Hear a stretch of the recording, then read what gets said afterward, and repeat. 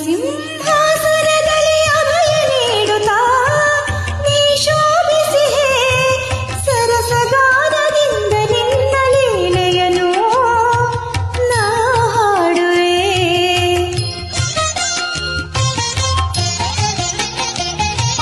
ಹೇಮ ಸಿಂಹಾಸನದಲ್ಲಿ ಅಭಯ ನೀಡುತ್ತಾ ನೀ ಶೋಭಿಸಿಹೆ ಸರಸಗಾನದಿಂದ ನಿನ್ನ ಲೀಲೆಯನು ನಾ ಹಾಡುವೆ. ಗೆಜ್ಜೆನಾದದಿಂದ ನಿನ್ನ ಹೆಜ್ಜೆ ಸತ್ತು ಮಾಡುತ್ತಾ ಗೆಜ್ಜೆನಾದದಿಂದ ನಿನ್ನ ಹೆಜ್ಜೆ ಸತ್ತು ಮಾಡುತ್ತಾ ದಯಮಾಡಿಸು ಮಾತೆ ಸದಾ ಶುಕ್ರವಾರ.